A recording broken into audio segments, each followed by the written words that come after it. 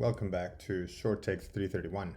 Today we're going to be talking about the concept of basis and dimension. And here's how you define a basis. We say that we have a basis when we have a set of vectors in a vector space and the vectors are linearly independent. So remember we saw that definition in the previous video. And we also know that the VI span the vector space. And what that means is that any vector in our vector space can be written as a linear combination of the VI. So that means simply that no matter what vector in your vector space you come up with, I can write it down as a sum of these VIs with coefficients, multiplying each VI. And if I meet those two pieces of this definition, then I can say I have a basis. And before we get to the examples, I want to say that conceptually what this means is that a basis is a minimal set of vectors needed to generate a given vector space. So somebody gives you a vector space, you come up with a set of vectors that have these two properties. They're linearly independent and they span your vector space. Again, you can generate any vector in that space using linear combinations of just the VIs and nothing else. Then you have a basis. And so let's see some examples. So here's one. A very simple example. Let's take just two vectors. So v1 is, let's say it's a vector 1, 0, and v2 is a vector 0, 1. And together, those are a basis for R2, okay, for the plane. You can generate any point on the plane by taking a constant times this vector plus another constant times this vector. Indeed, that's true. And they're also linearly independent. Clearly, they're linearly independent. These are only two vectors. You cannot write one in terms of the other. They're not a multiple of the other. So they're linearly independent. That's very clear. And also, it's very easy to see that if you have a point on the plane, call it xy, then that can be written as x times v1 plus y times v2. And so that gives you that this two vectors together form a basis. Note that v1 and v2 by themselves, so just v1 or just v2, they do not form a basis for R2. They do not generate R2. So you need both of them. And here's another example now with functions. In a space of functions, we have v1 equal to 1, so a constant function with value 1 for all values of x. Another function that is more like a parabola, 3x squared. And another function that's more like a line that goes like 1/2 x, so a line of slope 1/2. So together, these three vectors generate a space of all polynomials of degree less or equal to 2. So you could have linear combinations of these where the coefficient of v2 is 0, and so you have a linear function, or if not, the coefficient of v2 is non-zero, then you have a polynomial of degree 2. So you have some kind of parabola with some funny location depending on the coefficient of v3 and the coefficient of v1. So with that, you can write down any parabola you want with these three objects and with these three vectors, and so you will have necessarily a way to generate all polynomials of degree less or equal to 2. And note that if we throw in a fourth vector, v4, that I called here 7x plus 3, just to put an example, these coefficients could be anything. So we still generate the same space. So this doesn't add anything new to our space. These three vectors generate all possible parabolas, and but not this guy. So if we add this guy, well, first of all, this guy just generates lines. But if you go ahead and throw it in here together with these three, it doesn't add anything new. We still have the same space of all these parabolas, all polynomials of degree less or equal to 2. And so, but we have a problem now, because in the sense that if we add it to our three vectors that we started with, then this fourth one will lead us to not have linearly independence anymore. Let's talk about linear independence now. So now that we talked about generating, let's talk about linear independence.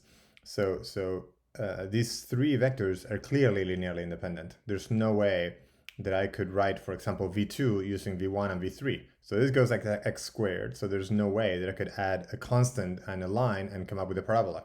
Similarly, if I have a parabola and a constant, I cannot end up with just this one straight line that is 1/2 x. So these three vectors are absolutely linearly independent. You can't turn one into the other two, or use two of them to get to the other one. Now, that's not true if we add v4 into the mix, because v4, for example, is 14 times v3. Indeed, that would give me 7x. plus 3v1, and this would give me the 3 over here. So I can combine v3 and v1 to form v4. This is a linear combination that gives me v4. And so clearly then this set is not linearly independent, it's linearly dependent. And so that would violate our definition of a basis. A basis has to be linearly independent. If I stick with these 3 vectors, then I'm linearly independent, I'm fine. And it has to generate the space in question, the space that I'm interested in. And in here, we're sort of by definition interested in the space of polynomials of degree less or equal to 2. So basically all lines and as well as parabolas. And so then if we stop with v1, v2, v3, and we stop there, we don't add v4, then we have a basis. So if we were to add v4, we have at least one too many vectors. So we could add v4, but we would have to get rid of something else. Okay, then we would have to get rid of probably v3. Okay, that would be an efficient way to go. So at this point, I want to say that these videos are meant to help my students at the University of North Carolina at Chapel Hill. If you find this series helpful, please like and subscribe. It would really help the channel. And if you're not a UNC student, but you're looking for a tutor in physics or math, either in English or in Spanish, please contact me. You can do so at shorttakes331@gmail.com, or you can leave a message in the comments section below. So here's another example that I want to show to you that involves R3. So basically all of space. R3 is essentially the space where we live. And consider these two vectors. V1 is 2, 0, 0, and V2 is 1, 1, 1. Are they linearly independent? Yes, indeed, they are. There's no way that V1 can be multiplied by a constant to get V2. This is a test that you have to think about when you have just two vectors. Okay, when you just have two vectors, then if one is not a multiple of the other one, then they're linearly independent and you're safe. And but you can see that more explicitly. You can go ahead and form a linear combination, A times V1 and B times V2 in this way. And this is the test, right? To set this equal to 0 and see what happens. And so if we have A times V1, then we have 2A over here, plus V2, then we have B everywhere here. And so that's what we have, 2A plus B, comma B, comma B. That comes from adding these two vectors multiplied by these two constants. And this combination, or rather this resulting vector, we want to see if we can force it to be equal to 0. Can we force it to be equal to 0? Yes, we can. But that requires that B is 0, because of these two components have to be 0. And once B is 0, then A would have to be 0 as well. And so setting this linear combination to 0 forces us to set both A and B equal to 0. And that means that we're in good shape. That means we're linearly independent, which we concluded already before, because as I was saying, V1 and V2 totally point in different directions. They're not multiple of one another. And so we're safe. They are elements of R3. And so one can ask, okay, now that we have these two vectors, do we span R3? Can we generate any vector whatsoever in R3 as a linear combination of V1 and V2? And the answer is no. In fact, it is possible. It's not possible to generate a vector such as 0, 1, 0 using that basis. And let's see how that works. So let's take a constant times V1 and another constant times V2, and we add them together and we get the form that we saw above. And now we want to force that result to be equal to 0, 1, 0. Is it possible to choose constants A and B such that this combination here, this result, is equal to 0, 1, 0? That's what we would need to prove that our vectors V1 and V2 can reach this vector 0, 1, 0. And the answer is no, we can't, because you see already here, this leads to a contradiction. This B would have to be 0, but this other B would have to be 1, and B cannot be 0 and 1 at the same time. And so of course this means that this fails, and so V1 and V2 cannot generate all of R3. V1 and V2 together at most can generate a plane. They cannot generate a whole volume of results. And this little guy here, 0, 1, 0, is outside that plane generated by V1 and V2, as we just showed. Okay. Here's another example now with functions. And this is an interesting one that we will return to later. Let's say that V1 is the sine of x. It's a function that's very nice, that you've seen before. It's a function that is very smooth. It's infinitely differentiable. And it's a very useful function to know. V2 is a sine of 2x, very similar, but now there's a 2 in the multiplying the argument. And now V3 is sine of 3x, and so on and so forth. Suppose that we have V4 sine of 4x, and so on and so on. And all of these all of these functions are linearly independent. It is not possible to write one of them as a linear combination of the other ones. And this may sound a little bit suspect. You know that the sine of 2x can be written as the sine of x and the cosine of x and so on. That's true, but that means that you have to multiply the sine and the cosine. And here, multiplication of vectors is not allowed. We are allowed to multiply by a constant, but we're not allowed to multiply two vectors one by the other. And also we don't have the cosine here, so that, well, that would be a problem too. So these are then linearly independent. And what space do they span? So if we form linear combinations of these objects, what kind of space do we get? Well, we'll return to that later, and we'll see what classes of functions can be represented as linear combinations of these functions. And it will be an infinite linear combination, so we would have to worry about issues of convergence and so on. And this has to do with a topic called Fourier analysis, which is very important. So a note here, in a given vector space, there will be an infinite number of choices for basis vectors. Okay, so for example, for R2, an example we saw above, we could use 1, 0, and 0, 1, a very simple, perhaps this is called the canonical basis, one might call it the trivial basis. But we could also use 1, 1, 1, 0. This is allowed. These two objects here are linearly independent. They're certainly not one multiple of the other, and they span R2. Okay, so we have two vectors there, they span R2. We could also have chosen minus 1, 2, and pi 1. And by the way, I should say, and I'll continue to emphasize this when I remember, that I tend to use integers here, and in fact I use positive integers a lot of the time just to simplify the calculations or to simplify the examples. But these numbers really could be any real numbers, okay?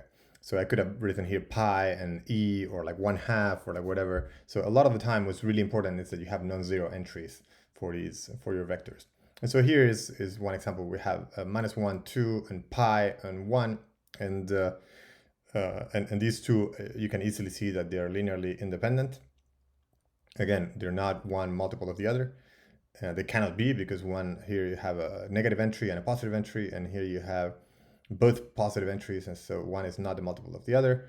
And so they're linearly independent, and they generate R2. You can write any vector in R2 as a linear combination of these two, and this is not difficult to see.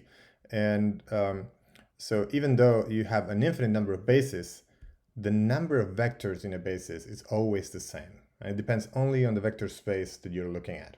In other words, if you look at R2, as we see here, any basis will have at most 2 vectors. And if you look at R3, any basis will have at most 3 vectors. And so you see the pattern here, which is what leads us to the concept of dimension. The dimension of a vector space, V, or whatever you want to call it, is given by the number of vectors in a basis. No matter which basis you choose, all the bases are going to have the same numbers. And that number, again, is the property of the space, the number of vectors in a basis. So we're not going to show it here, but this definition of dimension only makes sense if you can prove that all bases in a given space share the same number of vectors. So I didn't prove it. I simply stated it above that if you come up with any basis in your space and you compare it with another basis, then the number of vectors is going to be the same. That needs to be proven. And I will not show it here, but I will make the following plausibility arguments to try to convince you that's true.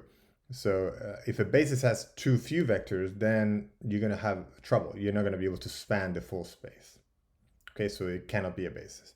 And somehow if it has too many vectors, then it must be that at least one of them can be written in terms of the others as a linear combination. So the set would not be linearly independent. It would be linearly dependent, and so it can't be a basis. These are the consequences of having too few or too many vectors.